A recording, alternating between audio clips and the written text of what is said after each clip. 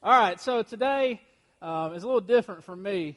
My dad, who's the pastor of the church, I don't assume everybody knows that if you're new here today, but my father's the pastor of the church, and he asked me to preach a sermon during Christmas time, and I've never done that before. So it's a little different for me. And, you know, most of the time when you're dealing with church, if you don't come to church very much, or if you go to church, most people, if they go to church a few times a year, they usually go at Easter and they go at Christmas, stuff like that. So most of the time when people come in to around Christmas time, they kind of expect what's going to be talked about. You know, they're going to talk about baby Jesus at Christmas time. They're going to talk about Jesus rising from the dead at Easter time. So I was trying to find something a little different way to pull something out of the Christmas story. And I did what I think is a good starting point. I went back and reread the Christmas story. I figured that's a good place to start. Freshen up on it a little bit. So I went back and was reading through it. And so we're going to talk a little bit. We're going to talk about some different things that I think a lot of times that we miss and we skip over when it comes to the Christmas story. But let me ask you this. Have you ever noticed that we as humans have this like innate ability, or we just want everything to fit together, everything in our lives, everything that happens, every event that takes place in our life, we want it to fit together. We want all the dots that are out there of our life, we want them all to connect and create this beautiful, beautiful, beautiful picture. And we all have this underlying sense of purpose. We feel like everything has to have a purpose. Everything that happens in our life, it needs to have a purpose. I kind of picture it like this, and you can have your own metaphor, but I kind of picture different events in our life are like different books that we have in our library, right? And we have different shelves, and certain things happen, and you know exactly where to place that book, what shelf to put it on. You know, you get married, you're like, oh, that's a really good event. I know exactly where to put that on my shelf in my life. You know, child's born, firstborn child comes into your life. Oh, that's a great thing. I know where to put that on the shelf in my life. And then it gets a little bit harder whenever certain events happen, things that aren't really good. Bad things happen. You kind of stand back and you kind of hold the book and you're like, where does this fit? Where does this fit at in my life? Like, what shelf do I can't make sense of this. Where do I put this at? And so we have a lot of phrases that we use, not just in the United States, like all over the world. Obviously, they won't say it in English; they'll say it in other languages. But we have different sayings, different things. Tell me if you've heard anything like this. Everything happens for a reason. You ever heard somebody say everything happens for a reason? Really? Does it? Does everything happen for a reason? Like this morning, Steve brought me a chicken biscuit from McDonald's, and I appreciate that, Steve. My stomach's not really growling right now. But what if he'd have got me a sausage biscuit? Did that chicken biscuit happen for a reason? I mean, did the Lord know that the sausage biscuit was going to give my tummy the rumbles up here when I was speaking? Does everything happen for a reason? You know, that's just the skeptic in me that thinks that sometimes, and you know we all do it too. What about this? I don't believe in coincidence. Anybody ever said that? Or heard somebody say, I don't believe in coincidence? Well, yeah, somebody says, I don't believe in coincidence. What does that mean? I don't know. I just don't believe in it. Well, you don't know what it means. How do you believe? What? That don't make no sense. What about this? You just haven't met the right person yet. Anybody ever said that? Don't lie. Raise your hand if you've ever said you just haven't met the right person yet. It doesn't have anything to do with you being just not a very good person. I mean, everybody out there ain't a good person. Got to work on yourself sometimes. If everybody's breaking up with you, you're the common denominator. Let's fix some things. I'm just saying. You know, if everybody says they're breaking up for you and the reason is always the same, there's probably some truth to it. Look in the mirror. Anyway, that's not what this sermon's about. Or this one, this is probably my favorite one. I guess it wasn't meant to be. You ever heard somebody say, I just guess it wasn't meant to be? Like there's a meant-to-beer out there, and they got everything, and they're putting everything together. It just wasn't meant to be. How many of y'all have ever said, I guess it just wasn't meant to be? I've said that so many times in my life. I guess it just wasn't meant to be. And we have this thing in our heart, and it doesn't matter if you're in here today and you're not a Christian. Maybe you got roped into coming. You heard we had good-looking women at this church or something like that. Or there's good-looking men too. I'm married, sorry. But whatever your reason for being here today, it doesn't matter, because even if you're not a Christian, inside of you is a desire for purpose. You want to know that your life amounts to something greater than just the everyday monotony. To me, that is God's thumbprint on your life. That is God's thumbprint on your heart and your life. And so, I was thinking about this yesterday. I'm going to show you a picture. Put that picture up real quick. This is my dog, Gus. Gus is a good old dog. He's I think he's 3, about to be 4. And we rescued him. And, my wife went and said we were going to foster a dog. I'm not going to say don't foster a dog, but if you really like animals, don't foster dogs, because you're just going to have a house full of dogs like we do. But Gus, I was thinking about it, and we have this ritual. Gus, he lives a very, very simple life. He lives a life of luxury. If you're a dog or an animal in our house, you're going to live the high life. You're going to live better than a lot of humans in this world do. That's just kind of the way it is. And Gus, he has this ritual every single night. Whenever I get home, we'll eat dinner or something, and for a few minutes at least, I'll sit in my recliner, kind of relax, kick my feet up, and Gus likes to come and jump in the recliner with me. For at least 20 to 30 minutes, it's like our bonding time or something, and this dog is 100 pounds. He's not little. He's a big old boy. He likes his groceries like his daddy, okay? So he'll come and he'll jump up in my lap, and he puts his head on my chest, and he starts snoring right in my face. He goes to sleep. And I was thinking about it, and I don't think that Gus sits around and wonders how all the pieces of his life fit together. I don't think Gus, at the end of the day, whenever he's laying his head on my chest, I don't think he sits there and he goes, that squirrel that I chased today, there was a reason for that. I almost caught him. Maybe that means there's a blessing coming. Maybe that's what that means. I don't think that Gus sits back and worries about all those kind of things and making everything fit together. But we as humans, we can't help it. We have to make everything make sense. I like for things to make sense. And when tragedy happens, whenever bad things happen in our lives, we talked about this a few weeks ago. We talked about how ways that we can help people that are dealing with tragedy around the Christmas season. Whenever bad things happen, it makes us wonder what the purpose is. And just even this week, some of our close friends are going through something, and it's just like heart-wrenching. And I sit back and I know that they're hurting, and I'm sitting here and I'm hurting for them, and I'm like, what is the purpose of that? Like, why does that, and where does that fit? Why does that have to happen? And I think it's a wonderful, wonderful thing, and it's been hard for me. This coming Christmas, December 25th, will be 4 years ago that my father-in-law passed away. He died on Christmas Day, and it was a very rough time for me and my wife and her family.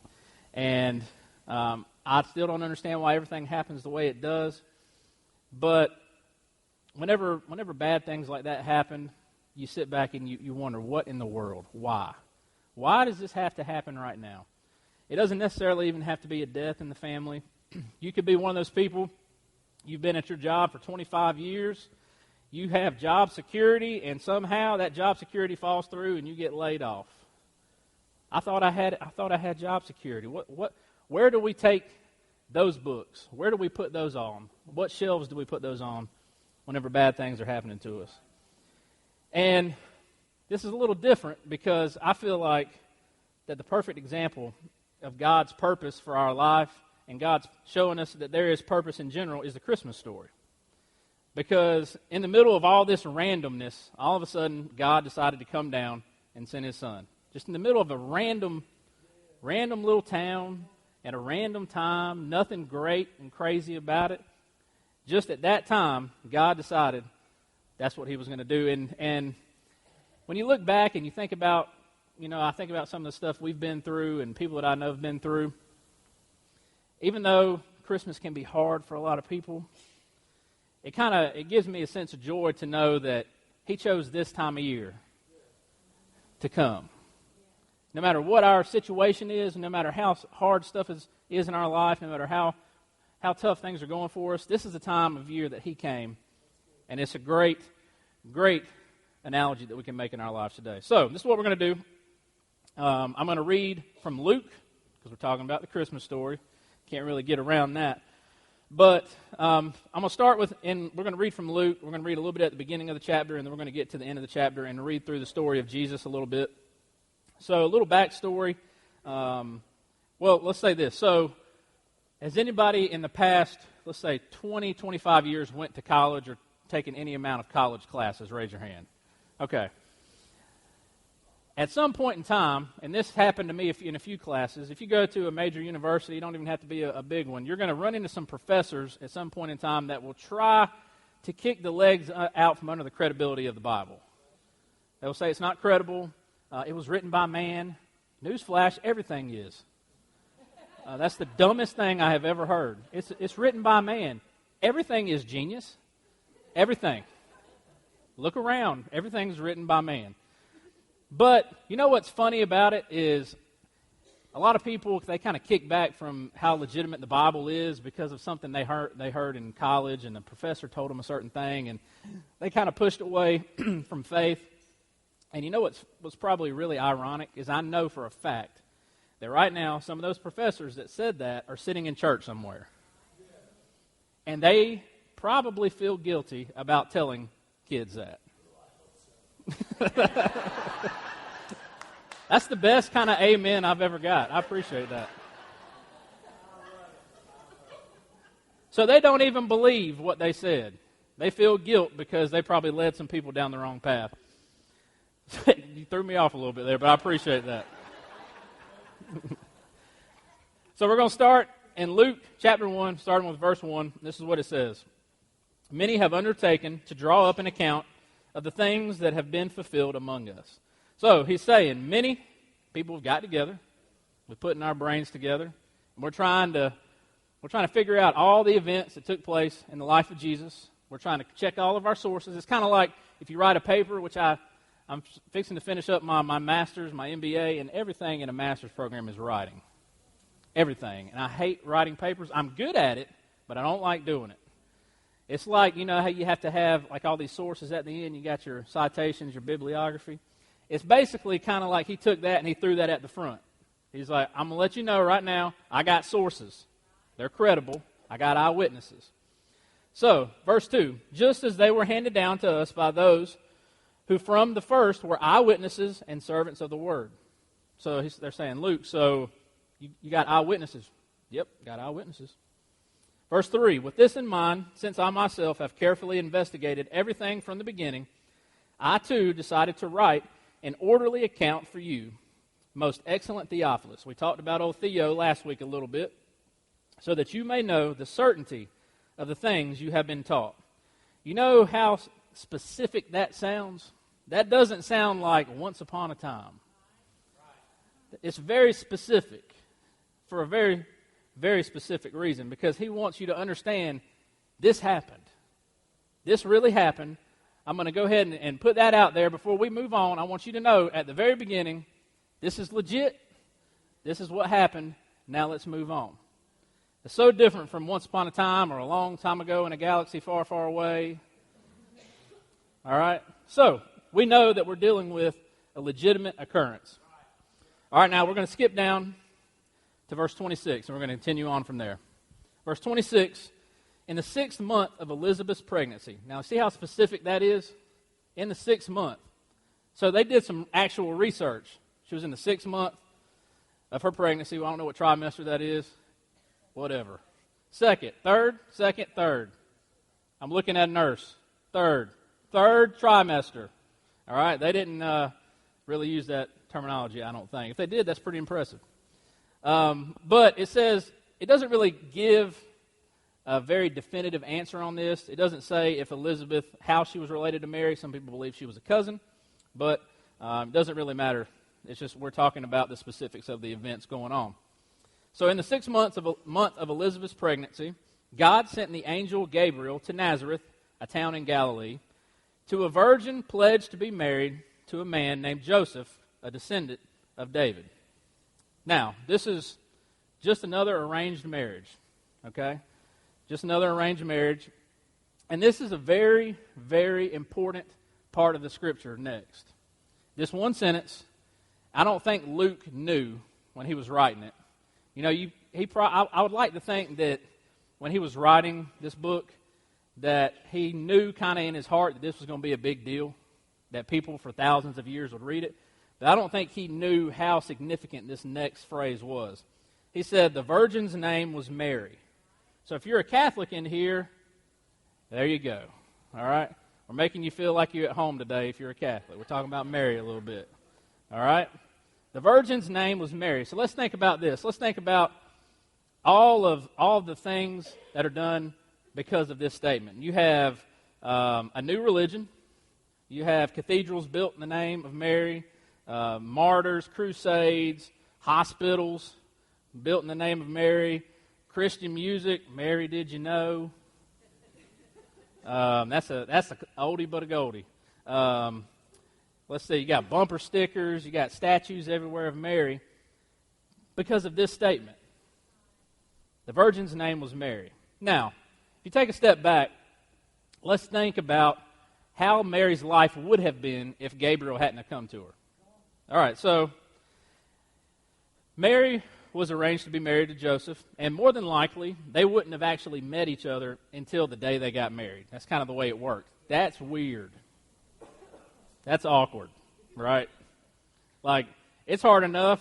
Like, I remember my wedding day, I was never so sure that I was supposed to be married, but when I got up there, I was like, oh, God. Like, this is scary.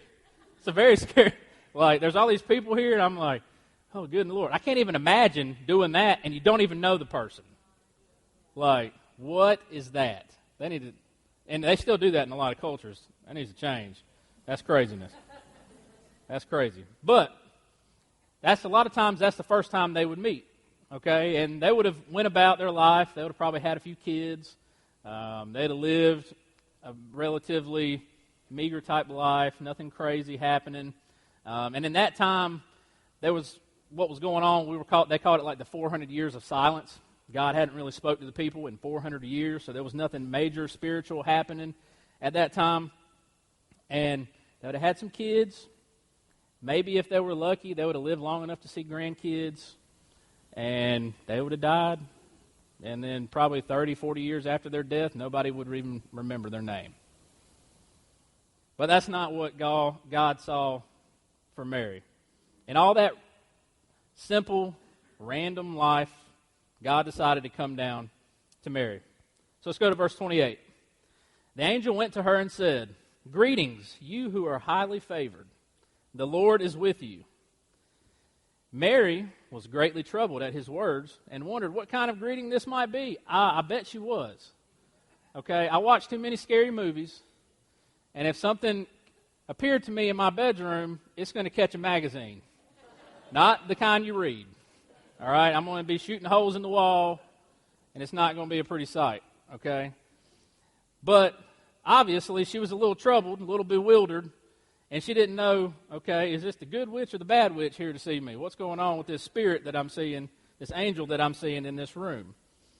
But the angel said to her, "Do not be afraid. Mary, you have found favor with God. You have been singled out for a purpose." Right here, this is God showing up in human history. This is when he showed up in human history. And it gets a little more complicated as we go. Verse 31, basically what happens is the angel keeps raising the stakes to Mary. So you've effectively scared the mess out of her. All right, she's sitting there. You keep raising the stakes on her. Let's tell her a little bit more. Let's throw a little more pressure on old Mary. "You will conceive and give birth to a son, and you are to call him Jesus. He will be great, and he will be called the Son of the Most High. The Lord God will give him the throne of his father David, and he will reign over the house of Jacob forever. His kingdom will never end." At this point, she's got to be thinking, kingdom? There hasn't been an independent Jewish king in over 500 years. How is my child, born to me, going to be a king? Verse 34, she says, "How will this be?" Mary asked the angel, "since I am a virgin." Now, right here, this is where I've kind of thought back to when people read, I'm guessing if you come to our Christmas Eve service, I haven't talked about it with Pastor yet, but there'll probably be a reading of the story of the birth of Jesus. And I've never heard anybody stop and actually talk about this next verse. We kind of speed through it because it's a little weird. Okay? It gets a little weird. And I like to kind of imagine, Luke's writing this out. I wonder how many drafts of this verse he had. How many drafts he had to sit back and write. This is what he said. "The angel answered, 'The Holy Spirit will come on you, and the power of the Most High will overshadow you. So the Holy One to be born will be called the Son of God.'" The Holy One to be born will be called the Son of God. So I wonder how many drafts of that he had. Sitting back, let me mark that one out. God's the baby daddy. No, that don't sound good. That ain't right. No, that ain't good. He chose his words very, very carefully. Now let me ask you this. It says, he will be called the Son of God. Even if you're not a Christian, let me everybody in the room, has anybody in the room ever heard Jesus called the Son of God? Raise your hand. So he was right. He was right. The angel was correct. He will be called the Son of God. You will know him as the Son of God. And in that time, when Mary heard that, she thought that was blasphemous almost to even think that. How could she give birth to the Son of God? That's craziness in her mind. Even Elizabeth, verse 36, even Elizabeth, your relative, is going to have a child in her old age, and she who was said to be unable to conceive is in her 6th month. For no word from God will ever fail. Let's go back and think about the whole kingdom thing. His kingdom will never end. For Mary, that had to be strange to think about, because every kingdom in those times, in that time period, every kingdom that came along, these great kingdoms, everybody would say it's never going to end. You had the Babylonian Empire, and everybody's like, oh, it's so strong and powerful, it'll never end. And then they got overthrown by the Persians. The Persians took over. A lot of the great movies, war movies, are about the Persian Empire. Anybody ever seen like 300 and stuff like that?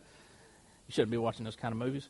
But the Persians were the ones in charge, and their empire was huge. And before you know it, Alexander the Great swept all throughout and took over, and nobody ever thought Alexander the Great would be taken down. Before you know it, the Roman Republic arose, turned into the Roman Empire. Now this, the birth of a king. To me, she's thinking Mary. So we're beginning to wonder what's the point of this? What's the purpose of this? She's sitting back and she's like, okay, I'm sitting here and this angel comes to me. I feel like I'm nobody. Where do I put this book? Where does this go? I'm going to have the Son of God? I don't know where to put that in the scope of my life. And, after that, this is kind of like my favorite part of the story, because after the angel leaves, Gabriel leaves, he's told her all this, he leaves and she doesn't see him again. And if you're a Catholic in here today, don't get all bent out of shape. We're going to talk about Mary a little bit, not necessarily in a bad way. But we're going to call Mary Miss Highly Favored. Okay? Mary, Miss Highly Favored. So Mary doesn't hear from the angel again, and things get pretty bad after the angel leaves. Things get difficult. Next thing you know, she was able to work it out with Joseph. He had a dream. The angel showed him, she was telling the truth. She ain't running around on you. Pretty significant piece there. That still would be kind of difficult, but Joseph's a good man. I always remember that. He's a good man. Stuck by her. But so the next thing you know, she's into her pregnancy, and word comes from Caesar Augustus that there's going to be a census taken, which means they're just going to count all the people, and you got to go home to do that. So they had to go home to Bethlehem. And that was a good 80 to 100 miles from where they were at. So we have this pregnant woman. There's not airplanes, not trains, no Ubers, none of that stuff. So imagine this conversation. Joseph goes up to a pretty pregnant Mary. He's like, hey, babe, you're going to have to jump on this donkey, and we're going to have to go for a ride. Okay? We got a little ride. Let me ask you a question. How many of you have ever been on a very long car ride with a pregnant woman? A long car ride sucks with a pregnant woman.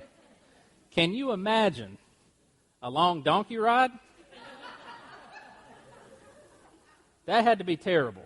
And you know, the Bible leaves out all these little details. You know, it gives you the highlights on a lot of stuff. I just would have liked to have been a fly on the donkey watching their conversation, because you know it wasn't happy and joyous. You know, it's my feet's hurting. Why are we doing this?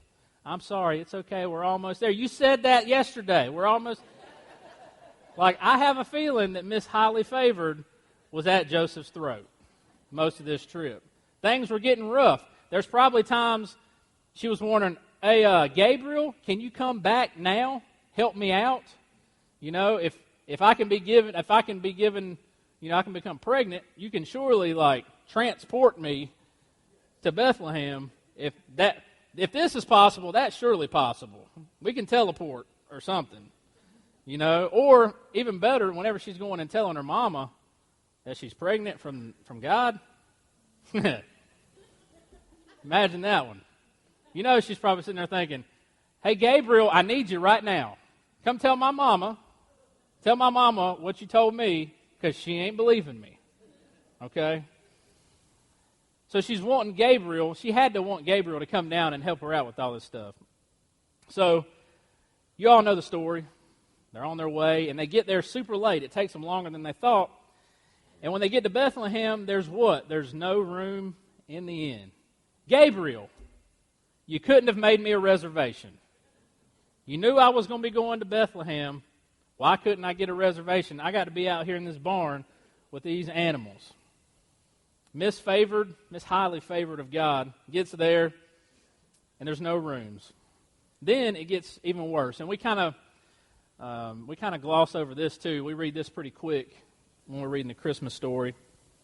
King Herod hears that this prophecy has apparently been fulfilled and that a king was born. So somebody that's a jealous king like King Herod was, he does something terrible. He decides, you know what?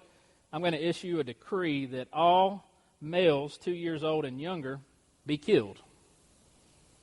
And Mary and Joseph, they get a warning, and they're able to leave and flee to Egypt. But that morning, as families wake up, Roman soldiers, they go around and they slaughter 2 years old and under. And it's supposed to be just the boys, but the Roman guards were very thorough, and most historians believe that they killed most of the girls too. Because they would rather go back to Herod and say, we killed some of the girls too, than say we might have missed some of the boys. Can you imagine? Can you imagine? Where does that fit for those people?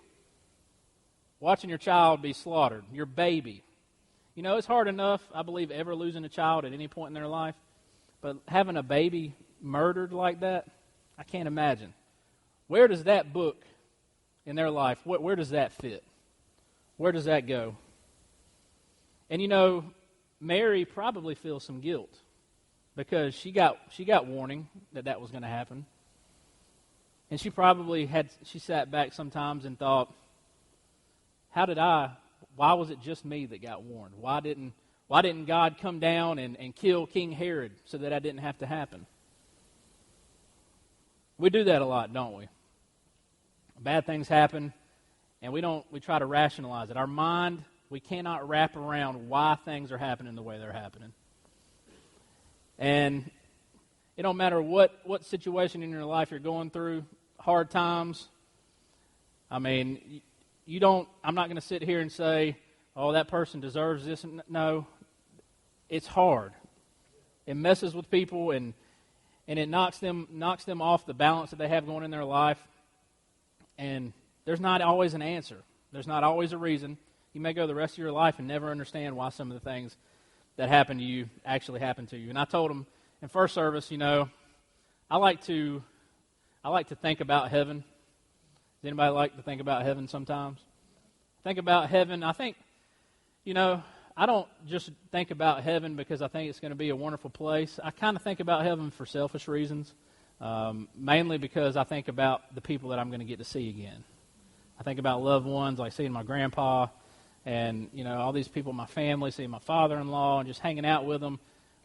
And I think about that kind of stuff sometimes. And I've thought about, whenever I get to heaven, I'd like to have a sit down with God. I'd like to say, all right, I know they probably DVR'd my whole life. Okay, there's a DVR with like 2 trillion terabytes filled up in my life. Like, there's some times in my life, God, I want to go back. Can we watch this, and can you tell me what was going on? Why that had to happen the way that happened? Why I had to go through that? Why my family had to go through that pain?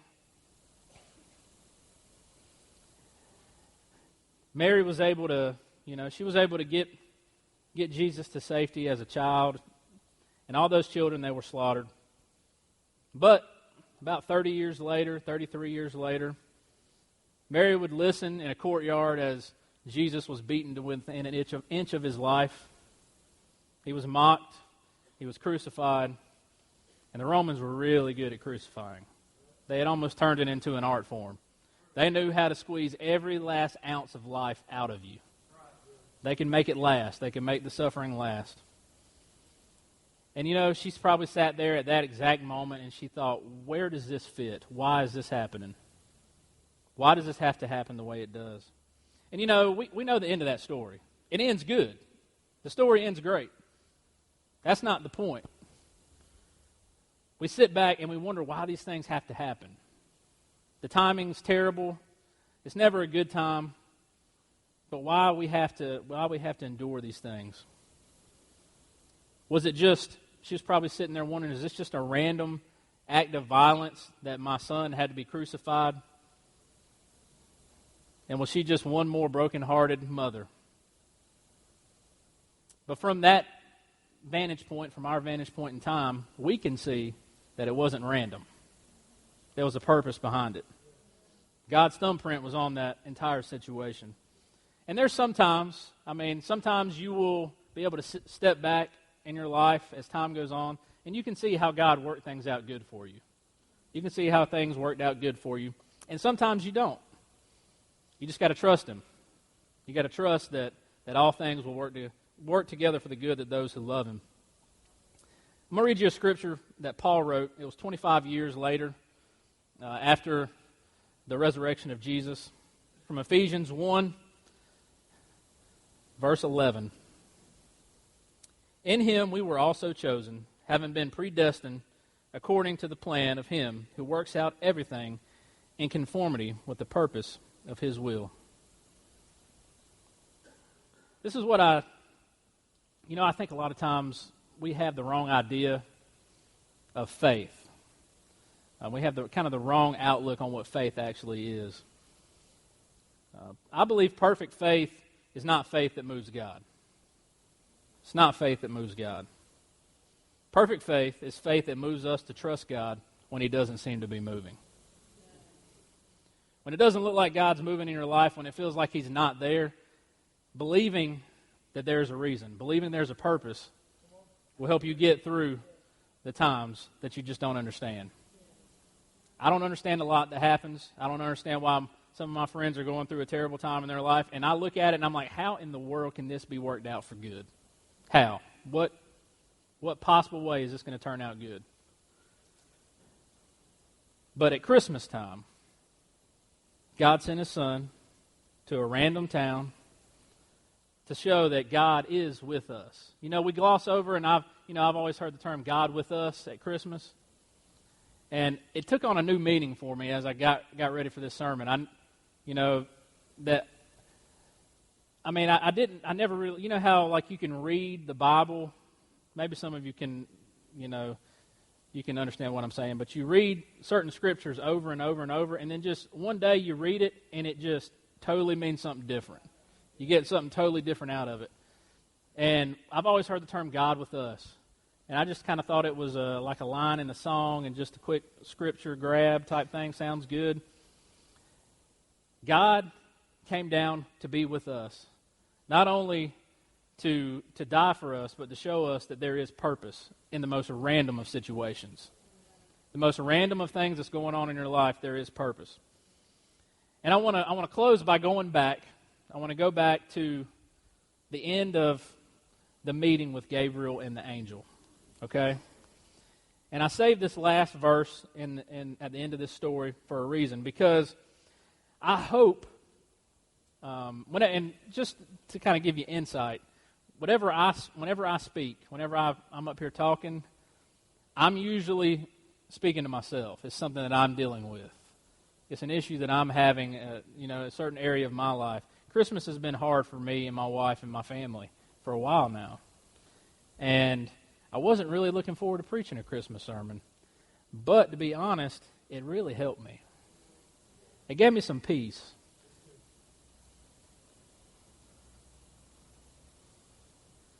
This is what I hope, that no matter what's going on,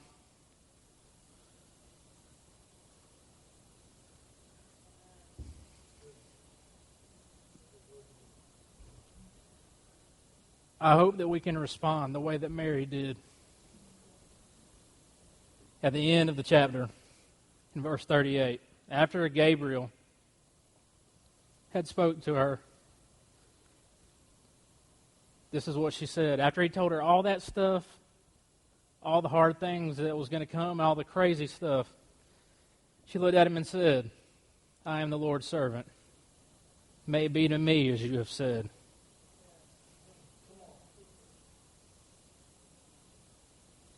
That's difficult.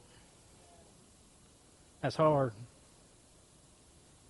Obviously it is. I can barely talk about it. Whenever things are going bad, can we sit back, even when it feels like God's not moving, when He's not there, and can we say, I trust you?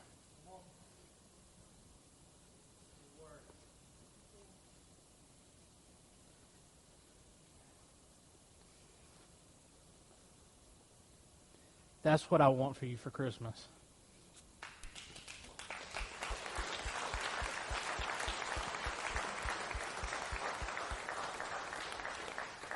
I'm turning into my father. I don't usually cry in front of people.